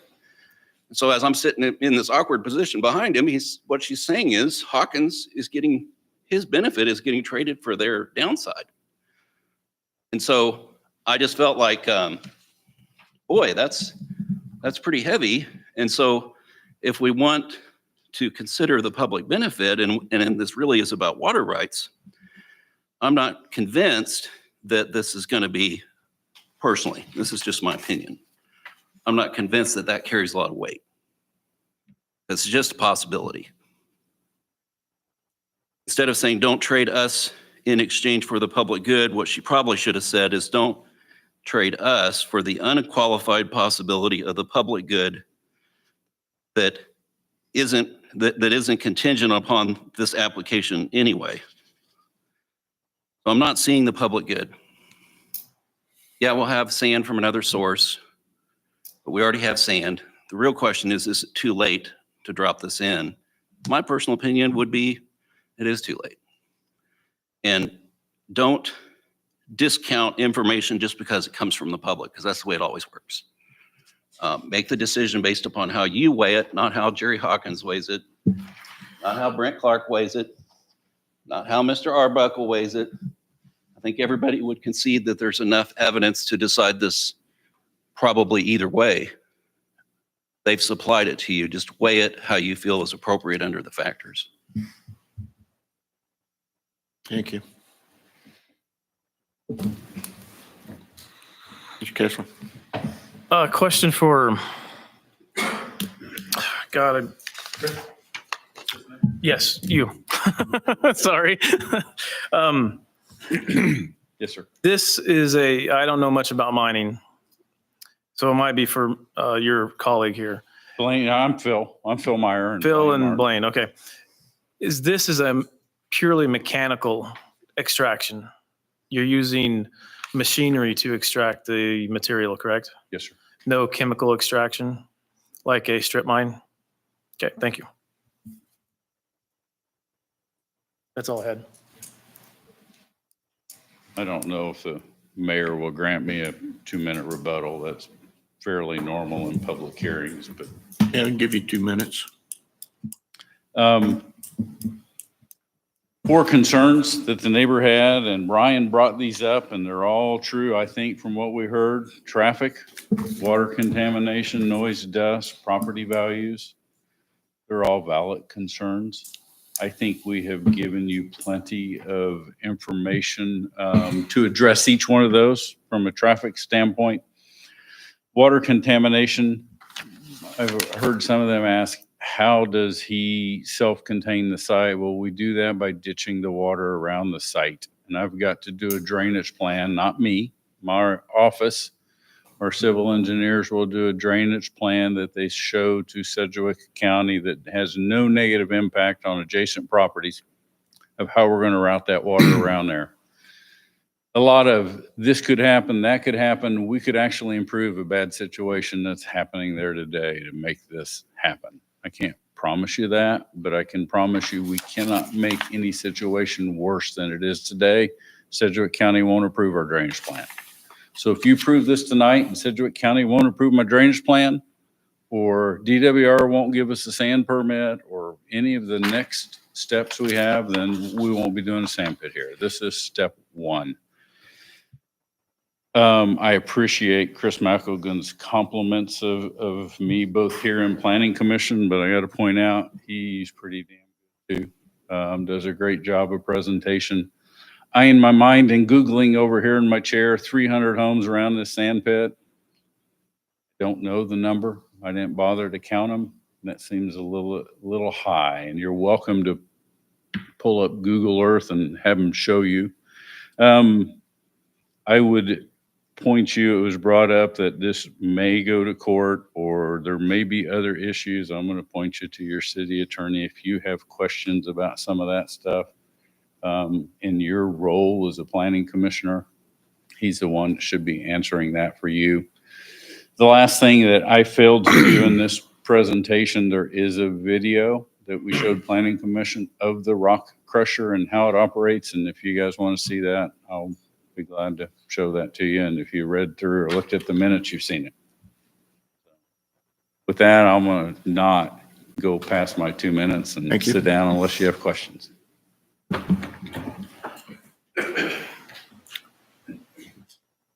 And Mr. Mayor, if you would allow me an opportunity. Sure. Good evening, Council. Welcome, Mayor Truman. And so, everyone's heard me talk. I didn't realize I talked for that long, Mr. Hawkins, so I appreciate that. And so tonight, actually, I'm going to kind of turn it over to our engineers discussing water rights and those things. Of course, we're in the middle of our water treatment plant project. And so Burns and McDonald, we actually have Daniel Clement here this evening with us to kind of touch base a little bit about water rights. Of course, I have had discussions with him because he's the one who gave me the calculator that would calculate out, how much acre feet and 173 acres and all the math that is so far above my head. I mean, I wouldn't even know how to, explain it. So I'm going to kind of turn over a little time, if you wouldn't mind, Mayor, to kind of talk about the water rights, how it works with this operation. And he just happened to also be a former employee of the state. So a lot of great knowledge and information. So I challenge you all, Council, to put him on the spot and do some rapid fire questions.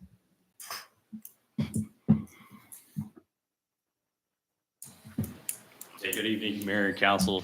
Privileged to be here tonight and privileged to be a part of the water treatment plant project and working with you guys on the water rights side of the equation. A little bit of background on me. Daniel Clement, our address is 800 East 1st Street. Been with Burns & Mac a little over 11 years. Prior to that, I worked with the Groundwater Management District, number 2, located in Halstead, Kansas. My background is in water rights consulting and water resources consulting, and primarily here in the state of Kansas, and done a lot of good work here in the Equispeds Aquifer where your SETI wells are located. And so with that, a little bit of background on me. It's really open to you guys this evening for questions. Water rights can be a complex issue. It's not something that everybody deals with every day. So I just stand for your questions to see what we can help clarify, if anything. Mr. Bass. So you brought up the point about the aquifer, and then someone earlier was talking about it. So that is a slow moving body of water. So that is moving. It's not stagnant underground. Is that correct? Right. It's hard to see, right? It's underground. When I think of an aquifer and explain it to people, if you were to take a mason jar, fill it full of sand first, or fill it full of gravel first, then put water in, that's what it looks like. It's kind of hard to see the movement of that, but it does move. It doesn't sit there stagnant. We can all see surface water move. We've all been to the river, right? But groundwater in general around here, I give rules of thumb numbers of less than a foot per day on average is a good number for around here. And do we know which direction in this specific plot of land, which direction that moves? My experience with the region, and I'm not in this specific example, I haven't looked, but in this area in general, I would say everybody would agree it generally moves to the east-southeast, and that's because of the river drainages. Both the Arkansas River and the Little Arkansas River kind of forced that action to happen, and also topography, right? It's taller up northwest than it is down here. Awesome. Thank you.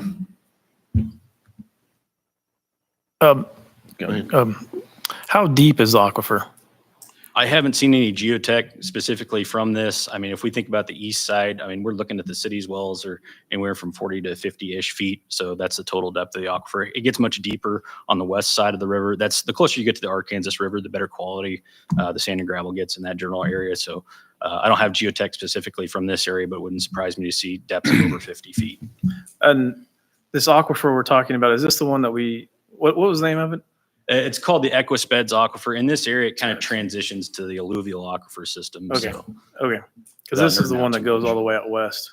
Or I cannot say that one. Okay.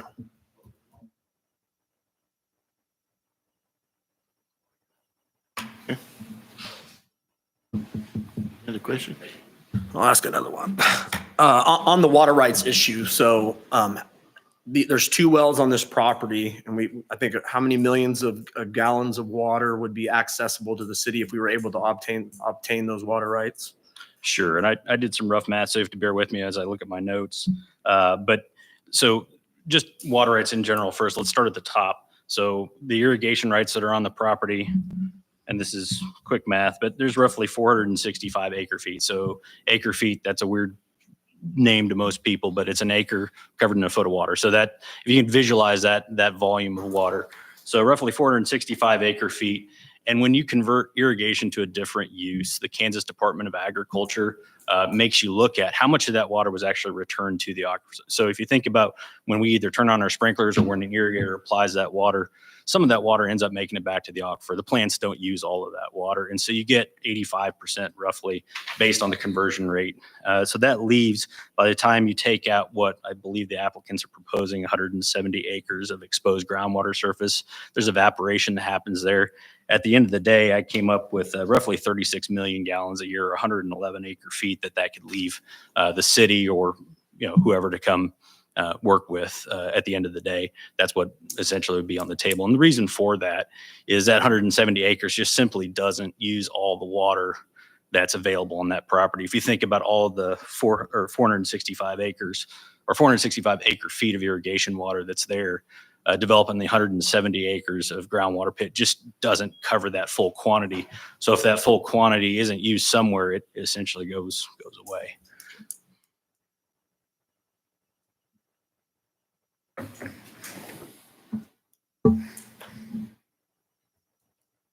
You said, somebody said that would supply the city how many days? Depends on how you look at it. So in the planning industry, you can look at it from either average day, and so we can take a normal day, 365, right, and kind of back that out. So if we look at rough math right now, 0.6 MGD, kind of normal daily uses that you guys have now. I look at it as incremental water supply for the future. Whenever you're looking at that next resource, it's not a well that you have in the ground right now, right? It's what does this mean for the future? Always that next resource. And if you look at it in those terms, the numbers that we've had from a planning standpoint, it's anywhere from 5 to 10 years of incremental water supply if you look at it on a daily basis. The other value, it also depends on how you take that water, right? So if you're pumping a well at, let's say, 100 gallons a minute, the number of days you'll get out of that well is different to your water at, as opposed to I want to pump it at 1 million gallons a day, 350 gallons a minute, or 600 gallons a minute. And so if you look at it at 100 gallons a minute, just as an example, that's 250 days of operation. If you look at it for roughly 500,000 gallons a day, or 350 gallons per minute, that would be roughly 72 days of operation. So depending on the city's moving into growth, right, you can either look at that as average day, 5 to 10 years of planning horizon, or you could also use that water as a peak day capacity, right? So July, August, June, when those demands really come on, you'd have, if you were adding, as this example, 350 gallons a minute, you could have 72 days of operation during those peak periods. So I hope that answers. Yes, it does. And so you're working with our current plans. We have 3 water wells, correct? And that is how much, trying to think how to ask this. That will supply our current population as, right? Right. And for the whole year or? Right. So you guys have, so dealing with numbers, you're at 305 million gallons a year that you have right now with the state of Kansas. And so that kind of translates to, if we bring in an RO treatment plant, we don't get to use all that water. Some of that goes through membranes and gets rejected, right? And we're thinking around 80% right now. That number's not firm, but it'll depend on whatever we select at the end of the day. But that's about 0.66 MGD. So for some perspective right now, that's 240 million gallons a year that you have on the table planning for an RO treatment plant. Okay, so no matter what, it sounds like for future growth with all our developments, we need to start thinking about a water well no matter where it is. That's right. And you guys are kind of in that planning window. So you're okay now, but that's not untypical of most communities. My advice to all communities is to start at a minimum of 20 years, and 30, 40 years is that's a great start. Okay, thank you. Yes. Thank you.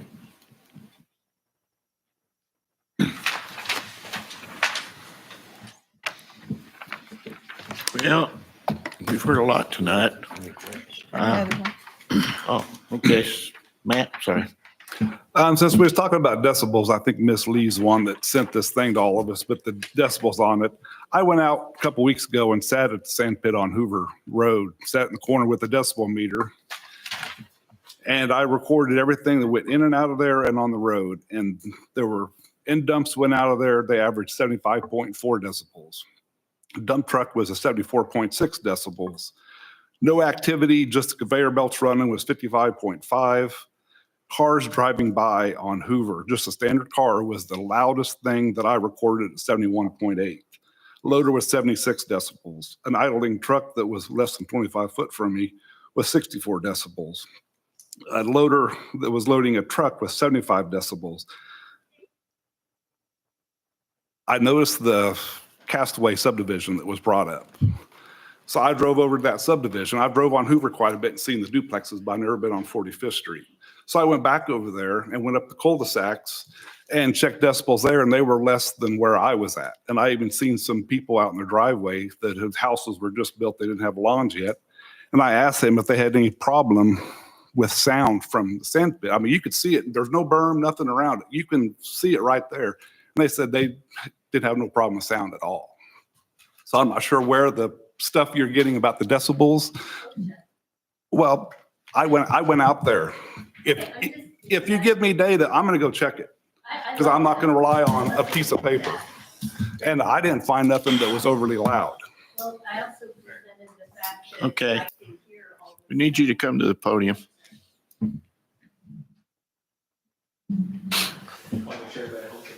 Jennifer Lee, 5335, okay. I also presented just the fact that I can hear all of this stuff that's going on. And I don't need the decibel level to tell me that 81 Speedway is running. And the decibel levels of the cars at 81 Speedway and International are 10 to 20 decibel levels above the average equipment. And I appreciate that you did that, but again, come out to my house, sit on my porch. It has to travel over the big ditch. It has to travel over the Arkansas River and the berms that are built around the Arkansas River. So yeah, I appreciate you did that. If you want to bring out the decibel meter out to my house, I'd love it. Well, I live behind True Value, Bartels, whatever it's called now. And I can hear the racetrack some nights, and some nights I can't. Depends which way the wind's blowing. Here's the thing. When we moved in, that was in place. We knew it was there. I don't have a problem with that. I knew it was there. The people that are living around the Castaway place, they knew what they were buying into. It wasn't forced upon them later. True. That is my big thing. We bought our property. We were forced to be annexed. We didn't ask for it. We don't have any city services, except we have to pay for them. And we are being forced, this is being forced on us. Completely different if you're buying into it, knowing what you're getting into. Okay, that is my problem with it. Okay, thank you. I Okay, just have one comment. Who's clicking a pin? Because it's annoying. I guess it's me. Oh, yeah, that's annoying. I've heard it for an hour and I'm about ready to lose my mind. I can't hear it, so I guess it's me. I'm sorry. This one doesn't. I apologize. I'm not used to all this high-tech stuff here.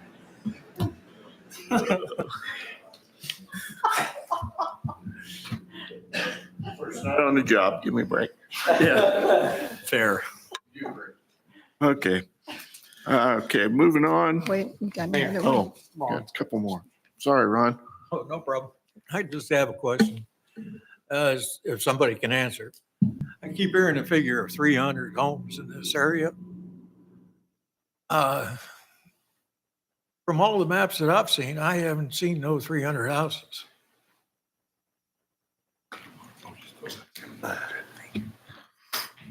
Yes, council member. And so when we sent out the 1,000-foot petition range, if I do recall, it was a total of properties in that 1,000 feet were 74, 76 with homes in that 40 plus range of total property. That's within the 1,000 foot of the notification. So yes, Ms. Bouchel. I think it's to Chris's point. Chris brought up that there are 300 wells within a 1.5 mile radius of this area. So that's what the 300 is from, not 300 homes, but 300 private wells in that area. So that's the point of the 300. Okay, I just want to clarify. Yeah, Okay. absolutely. And this leads to my point about the emails that we have sent to you. Excuse me, ma'am. Go I ahead. got one email from you, period. No, sir, you have received several, and you have received copies from the city clerk because she has to forward them to you. But that was from her. From you as a constituent, I have but one email only. Sir, I know for a fact that I have sent multiple to your email I'm address, sorry, but but I I'm not didn't- I'm not gonna argue points, but I'm going to tell you in the paperwork that you were presented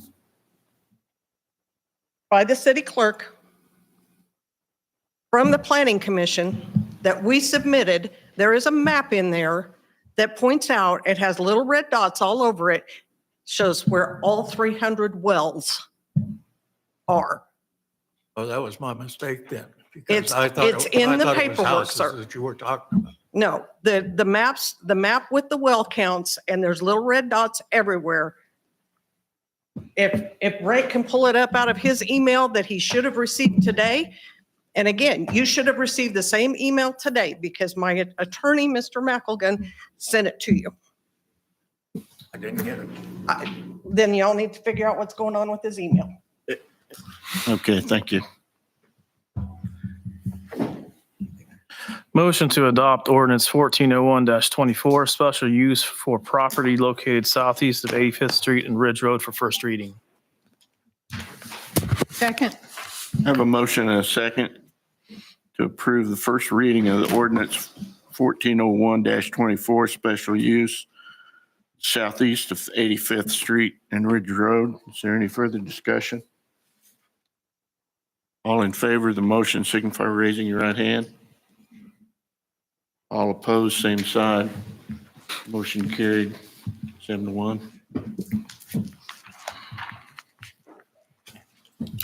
Okay, moving on to the appropriation ordinance. Just the consent agenda. Consent all agenda. done. Just a consent agenda as one. Oh, consent agenda, excuse me. Motion to approve consent agenda as presented. Second. Whoa. We have a motion and several seconds on the consent agenda. Any further discussion? It's time for bed. All in favor of the motion, signify by raising your right hand. All opposed, same sign. Motion Was that- carried. Was that up? Was that a Oh, yes? that was for, yes. Okay. Thank you. I'm a little slow. The appropriation ordinance of January 2nd, 2024. We're past that. Oh, I'm sorry. All right. I'll get you. You'll get used to it. It's okay. You're doing. Okay, staff reports. Do we have any staff reports? No, we don't have any. I have wonderful news that I wanted to share with you all tonight. As you know, we have been working working with Sedgwick County to take over in building inspection services to save the city significant taxpayer dollars. And I am very happy and pleased to announce that Bill Andrews finished his commercial inspector certifications. So starting next Monday, January 8th, the City of Valley Center will start inspecting all new commercial projects. So that includes buildings, electrical, plumbing, and HVAC. We will start doing that next Monday, and I'm very happy to share that with all of you tonight. Thank you. Excellent. Appreciate it. Question? Thank you. Yes. Is he certified to review plans too yet, or is that So another? that's a separate certification. Okay. So what we'll do is for any new commercial building, as you know, it still has to be approved by Sedgwick County, by the plan reviewers. And so that will still, the plan review will still take place with Sedgwick County. The beauty of that is that is a separate fee that is paid directly to Sedgwick County and not the City of Valley Center. So there's no paperwork involved in us sending half or any other inspection for the plan review. That'll be handled between the builder or the contractor, the applicant, between them and MAVCD. So that fee will be handled directly through them. And then once those plans have been stamped and approved by Sedgwick County, because we do follow the same building codes, the same adopted building codes as Sedgwick County, once those plans are stamped, then we will be able to issue that commercial building permit. And then our building inspector, Bill Andrews, will be able to conduct those inspections. Thank you. Thank you. Any others? Your list is on the board. Yeah. Director Owings, there you are. Welcome, Mr. Mayor. Thank you. I have nothing to see. Okay. Back a second time. Director Newman? Ellington, Rod. I call you first names, is that okay? That's fine. Known you guys 100 years, huh? 100 years. Welcome, Mr. Mayor and members of council. As you may have known, it has begun. This morning, they started cutting trees down on Meridian. During the tree removal, there will remain two-way traffic between Main and Fifth. What they will be closing is the parking area on both sides as needed. Eventually, this will turn into one-way traffic, northbound only. We're not at this time, not exactly sure when that's going to happen. Once that happens, we will notify everyone by website or email. Once that happens, the detour, as we all know, detours are mainly used for people that aren't used to the town or know their way around the town and all the other ways, and vehicles of special consideration such as large weight trucks or vehicles. In that case, to go around that area from the north, they would probably go to Ash, go west to Ash, and then south to Main, and then either go out of town west or have to come back on the Meridian at Main and go south and then out of town on Ford or on 85th Street. So during those times, that's how the trucks. Now, as you know, folks that know the town, they're going to find their way around that little section of road, however way they feel more comfortable. But normally detours are for people that aren't used to the area or vehicles of special consideration. Question? Yeah, on your detour for like the big trucks, the intersection here, Main and Meridian. It's very difficult, I understand. That's interesting for the big trucks. I don't know what we're thinking about for that, other than it's going to be a pain in the butt. We'll have to discuss that. The only other option possibly would be to go west To to industrial. West Street, south to 69th Street, and then back out. Okay. Of course. Yeah. I understand that's a difficult intersection. Yeah, nobody likes it. Nope. That has anything like a trailer or anything. Maybe we should get an engineer to help us out. Oh, wait, they put it in.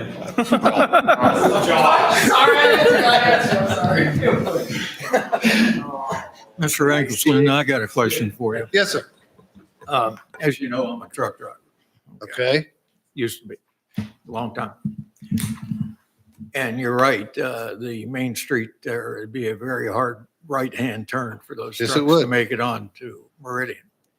However, is there a possibility on a temporary basis of designating a turn lane for the truck where they could move over and make that move? We would have to discuss that. Obviously, there might be some room for that.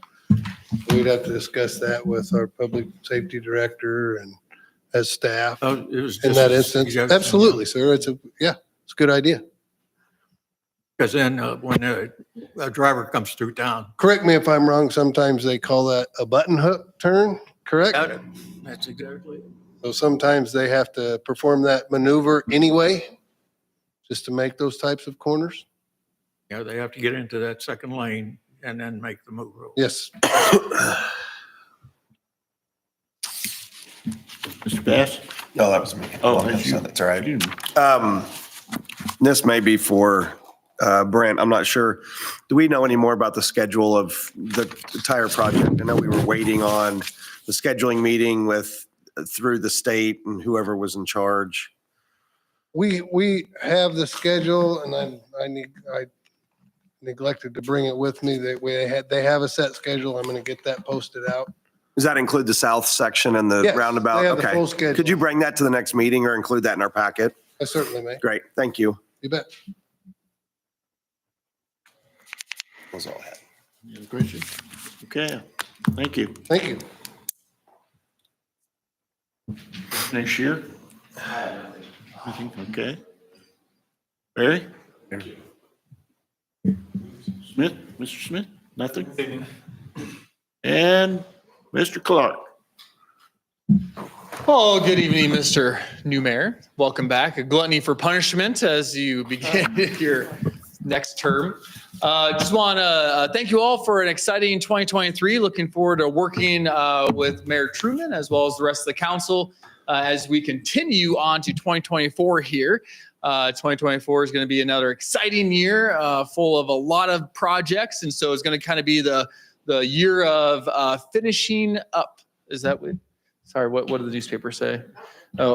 I was trying to quote Chris, but I think he hit it the nail on the head. You know, there's a lot of projects happening right now, and hopefully in 2024 we see a lot of those things come to fruition.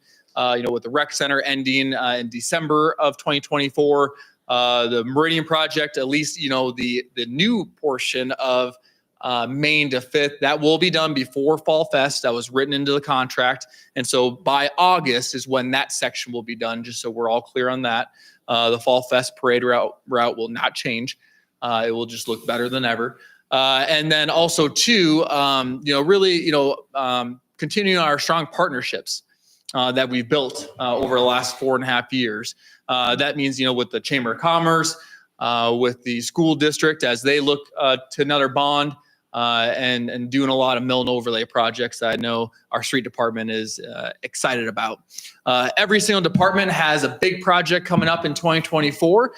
Looking forward to seeing everything come to fruition. So again, as always, I'm proud to be your city administrator. I'm sorry that they left before I got to say this, but I do plan to be here in 30 plus years. My retirement date is a little different than some, but you know, until I'm 70, so it's a few more years than 30. But I won't go into those details. But happy to be here. I'm always here for you, Mayor. My cell phone number is on all my cards. I'm here for the public. So thank you and looking forward to your term. Thank you. Governing body reports? You get to start. I get to start. Well, technology's changed a lot. I'm glad to be here. I want to thank the voters that voted for me to take this seat. I thank the voters that didn't vote for me to take this seat. There was 900 people voted. That's not a good turnout for Valley Center, but it's better than 10. So I look forward to working with this council. Like I said, I shook Lou's hand on the way out and told him he just dropped me in the swamp of alligators, but I think we're going to do well. And I appreciate the chance to serve the city. That's all I have. Ron? Should go down there this way? Glad you just left the list. I'm sorry. It's all right. We kind of changed it up tonight too. So Yeah, I noticed that. Councilman Strand. Oh, I have nothing. I thought I'd be last. I was hoping I was last. Evans? I have nothing except I just want to say welcome. Well, thank you. Bass? Nothing. Here on this side. Yeah, this is definitely confusing me. Welcome. You definitely did a great job and better than I would have done by a mile. So, but yeah, welcome and glad you're here.